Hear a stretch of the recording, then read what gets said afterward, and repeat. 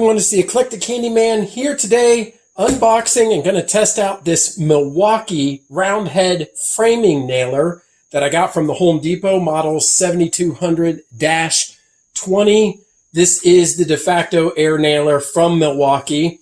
I decided to go with this one after doing some research, and thanks to the Toolbox Buzz article that's about 3 years old out on the internet that did a lot of comparison between the different companies and the different air nailers. I was looking at the Rigid. Obviously, I looked at the Craftsman, being a Craftsman fan myself, and some of the other models, and it really came down to the Rigid and the Milwaukee, and ultimately I went with the Milwaukee. I paid $199 for this on sale. I think it was about $30 off its normal price from the Home Depot. And the reason I made this investment, I already have the setup for air. And so because of that, and I'm only working at the house, I'm not a professional, I'm okay with using air. And this is for a large deck project. I have a situation where I started pulling up some boards that I had planned on painting. One thing led to another. I found out how easy it was to actually remove the boards. And so now I want to do everything. The joists are in good shape. Everything else is in good shape on the deck. Structurally, it's just the boards on top. So this Milwaukee nailer, hopefully for me, will be a terrific investment. So I'm using it for deck nailing as opposed to framing, but all the options and the features of it, obviously you can pick and choose what you want to hear for what your purpose may be. With Milwaukee, you always get the 5-year warranty. You know, I've read some pros and cons about it. You got to get it to a Milwaukee service center, I believe. But nonetheless, the warranty is there if needed. Some of the features, it's about 7.5-ish pounds, give or take a little bit. It takes nails from 2 to 3.5 inches diameter, 0.113 to 0.148. It uses the plastic collated nails of 20 or 22 degrees. I'll show those when we go to test that. And you're going to need a decent compressor, 70 to 120 PSI. I'll probably run it in the 100 range. We'll see how it gets through the wood that I need to do it. And that's it. Some of the other things, one of the features I wanted was the tool-free depth of adjustment. I will be using the bumper on the end. Most framers do not use that. They just use the claw. But because I want a fine finish on the deck, I will use that rubber bumper, and I will test the adjustment so I can get a nice flush impact of the nail with the top of the deck wood.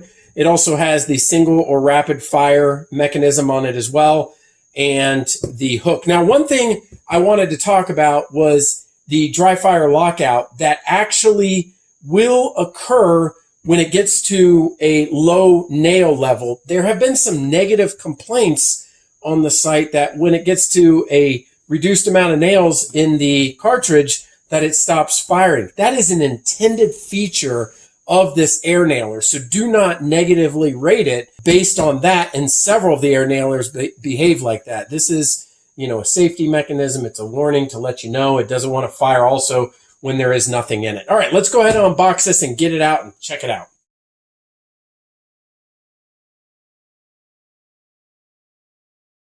All right, I got the nailer out of the box. Let's see what was inside there. We got the operator's manual. We got some tool oil. We got some Allen wrenches for removing the rafter hook. Let's get this out of the way. So in no particular order, let's start with what they have here, the sequential fire. So we've got the single nail at a time, or you can switch it over and have multiple. So boom, boom, boom. You do need to push it in order to switch it. So you push it in and switch, nice and easy. We do have here the loading of our nails, and so we can put them right in here. Then we would slide this down once they're inserted, and then that will load them in.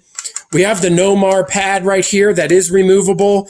There is a spot to store it if needed. Again, a lot of people do not use this, but because on decking, I will be for a smooth finish without marring the wood. I'm also going to be looking to get a extra pad as a replacement. I understand that Milwaukee parts are sometimes difficult to get, and that's a TBD.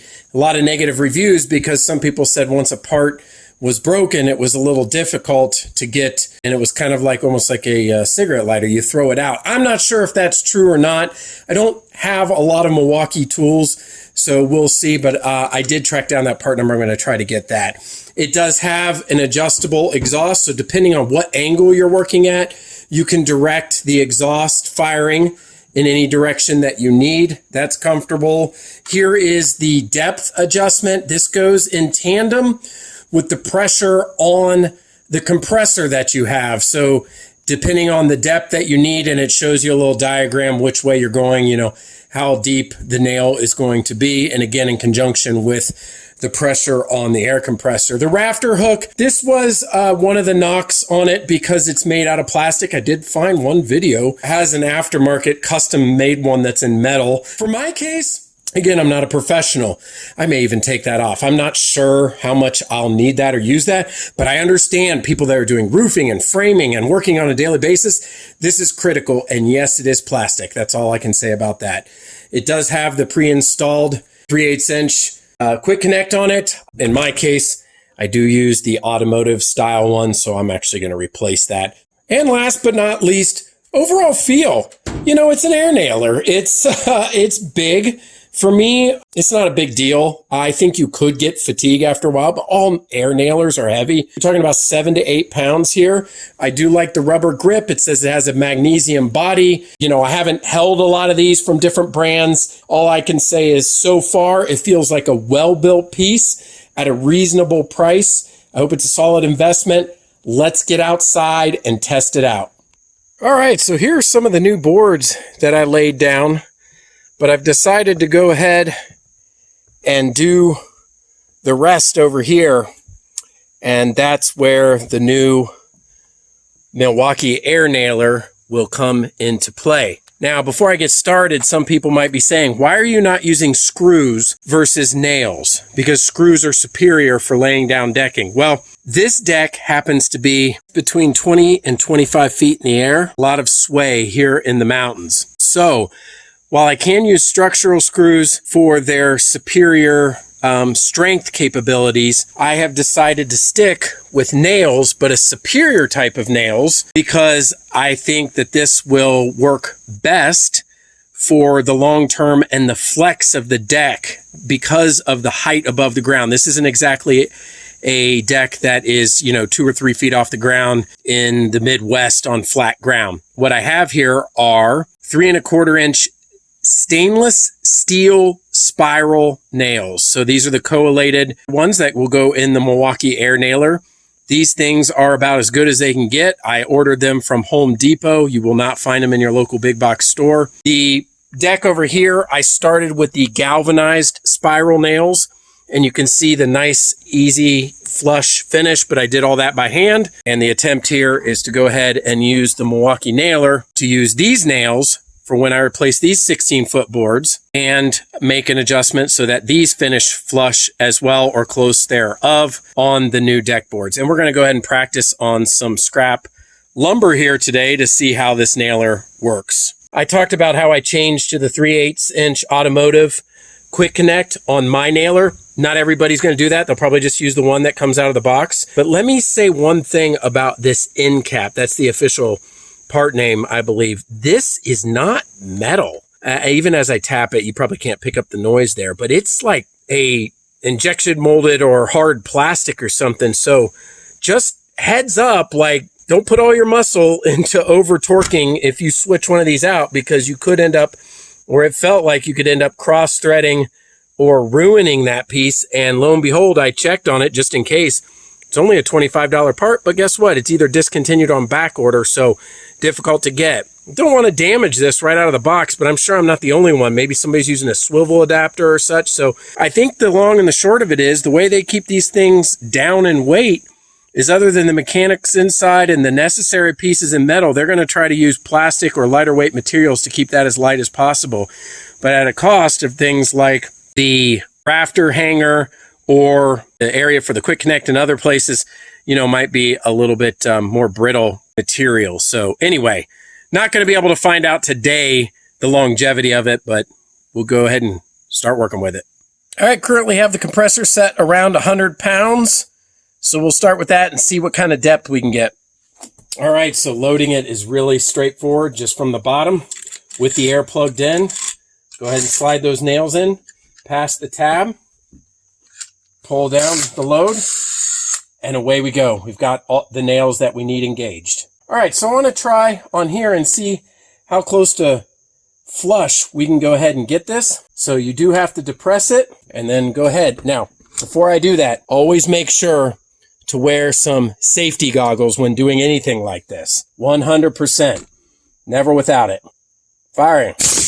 There we go. Wow, that is great. Almost on the first try. We can see right here. I mean, it's a little bit higher, but this is exactly where I wanted to be. I wanted to see, what we could do here. Very nice. Let's go ahead and adjust it. So we're going to adjust it down just a little bit. It shows you on here, as I showed you earlier. So if I go here, which is, if you're looking at it, would be counterclockwise, I should be adjusting the depth down so it will go in further. So I'm going to go ahead and do it again, firing again. Perfect. Wow. Is that not absolutely fantastic?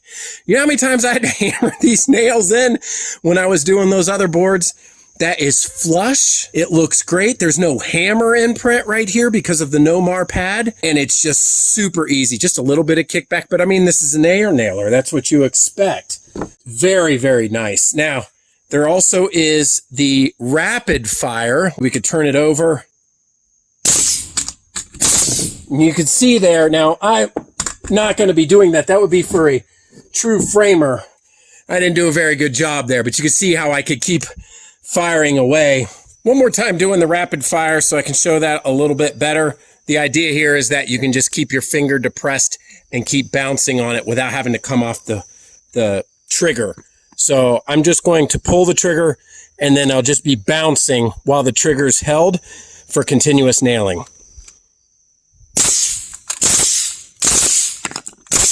And once again, not my perfect framing skills, but I was able to nail sequentially. What was happening here is because this board was sitting on the ground and bounced up. If you were to look back, my nailer was actually not on the wood when I nailed this. So this is not the fault of the nailer. It's the fault of the operator. But anyway, that's how that works. And it does work really well. Most of you watching this are not using this for decking, but I have proven here that this works very nicely to get flush and adjust. It looks like 100 pounds is just fine. It's mild adjustment and it's a great nailing in. Being a non-professional, I'm not going to have to use the rapid fire, but most of you are probably going to be using this for real framing. Okay, so you're going to be using this for framing needs. And what you're interested in is not having the No-Mar pad, loading this in as quickly as possible and being able to rapid fire and just boom, boom, boom, boom, boom away. And I don't see any issue with that whatsoever. But in this scenario, where as a homeowner, I want to use nails on my decking, this is going to work just fine. If you need to take those nails back out, let's go ahead and take it off the air. All right. Then all you do is depress here. It slides down. There's a little tab. You can slide them out and pull out the remaining nails. So there you have it. All right, let's go ahead and give it one last test. With the single fire, I've loaded my nails in. Got them at the bottom here. Loaded on. Got my air connected. I have my eye protection. And let's go ahead and do a couple of consecutive single shots. 1, 2, 3, 4, 5. Excellent. Repeated power, no problem at all. Take a look at what I've got. Let's take a look at one last thing. The consistency of depth with this. Again, if you're a framer, you don't really care. In my case, I've got some of these, I will be honest, they're a little deeper than say that one there or that one here. They're buried just a little bit deeper. Now for me, that's not a big deal, but I'll be keeping an eye on that to see the overall depth. Let's try it again. Maybe it's the speed at which I'm using it at. So we'll try one more straight on. Nice. That one looks pretty flush. So these two right here were the last two that I did. And you've also got some area of the texture in the wood. So not everyone is going to be exactly the same. Also the strength of what you're going to and where where you are at in location to the wood. So there you have it. There is the unboxing, the review, and a look at this Milwaukee air nailer. Really happy with it. And I hope you found this helpful. So until next time, this is the Eclectic Candyman. We'll see you later.